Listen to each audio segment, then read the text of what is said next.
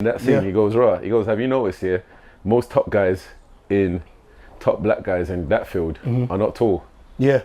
He's like, they're usually around like, he goes, right, if you notice, they're usually like 5'8", and they don't look intimidating or manly. Yeah. And I looked at him when he got out of the car, I just laughed in my head, and I was like, right, that's literally you. Yeah. And he goes, yeah, it's like, you just have to kind of play the game in a way. And he goes, and when it comes to a lot of big decisions, they tend to be made at those work drinks. So he goes, there's more deals struck at those work drinks that normally, he goes, they know that it's not our culture where Thursday or Wednesday night after you've worked bare hours to go out and do office drinks with your work colleagues. Yeah.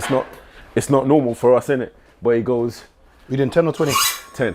But he goes, his boss told him from there that even if it means you just come for an hour and cut, just show face, so that people can't start using it as that's the reason why. That's why we don't want to hire him, because you could tell he's not a team player, kind of, you know them ones, kind of thing there. So he was like, you'd be surprised that a lot of times them deals get struck there. But he goes, the problem with that as well is a lot of times what tends to happen, if you see a woman who's high up in that field and is always able to make them things, a lot of times because she ain't got children. Okay. Because when they have those, let's say like outings and that, he's like, raw, like it's not fair, because sometimes they've got children to go to you know what I mean? So he goes, that system is interesting, because now slowly you're starting to see a few men get in, but it's still stuck in the old ways where it's like 50-year-old white men. Yeah. You get me? But in the future, let's say fast forward to the next 10 years, a lot of those men's kids are not interested in that.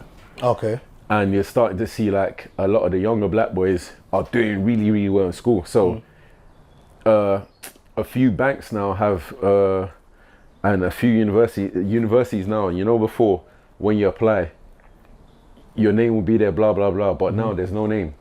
It's just a number. Okay, yeah. So everything's more fairer. Because if you don't know who's coming, you can't say, I saw Ayo. Yeah, yeah.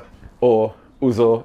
Yeah. You get what I'm saying? Then instant, that's a black African guy. Strike him off. Let's look down the line for Tim. So now when you go into certain places, like I think HSBC do it as well, where if you're applying for certain jobs, your name's not on there, number. So it gives you a fairer chance based on who's got the higher qualification. Wow, back in the day, me or you would have walked in and they say no, nah, you don't really fit in. I wonder how much of a good or a bad thing it is to, I think they call it positive discrimination. Yeah. I don't know, nepotism, we spoke about that before. Yeah. Is it wrong to give preferential treatment to, I don't want to use the word your own, but is that bad? It's not. Or is it who's better for the job? I won't say it's bad, because let's say like now, if I came to Science to apply for a job, and the next man you don't know came at the same time, you know me, I'm expecting that job. Okay, but let's say it's a black guy and a white guy applies for the same job at my restaurant. Yeah. And let's say they both got the same qualification. Let's say they're both as good as each other. Okay, I can't fault either of them. So let's say they're equally as good as each other. For pragmatic reasons, is it wrong for me to now go for the black guy over the white guy? Because technically, the only reason why I've given the job to the black guy is because he's black. Is that a bad thing? Bro, you see in all communities, they all do it. Why can't we do it? You get what I'm saying? You see it everywhere.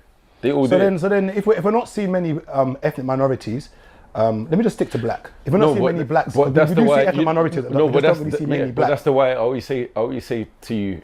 Remember, I always say to you, I don't get why. For instance, especially with this raving thing, when people always complain about West End clubs and that, I'm like, I don't get why you're always trying to fit in. Because we have our own events, but you're trying to force yourself into. But you know what? But you know why they do. Huh? You know why people want to be in those places. You know what it is. A lot of times people feel like, what's the term? They want to feel like they're the better blacks. First of all, they feel like they're better blacks. The one they've arrived. They've now and also sometimes I want to word this so it doesn't sound bad. Sometimes when we're around white people, we feel like we've made it. And I've made points of saying. I'll give you a perfect example. The tweets over the past year are Dubai's turn to to crap. And why is it turned to crap? Because Why is black it crap? people are Because there. there's more black people than usual. Yeah. It's a bit. But I think, I know, but it's that thing where we often, and I say we, sometimes when we feel we've made it or arrived, we want to be in different spaces and we want to take these pictures and videos to look like we're separating ourselves. It's a bit like the house ninja and the field ninja. Nobody wants to be the field ninja, we all want to be the house ninja, forgetting that we're all still ninjas.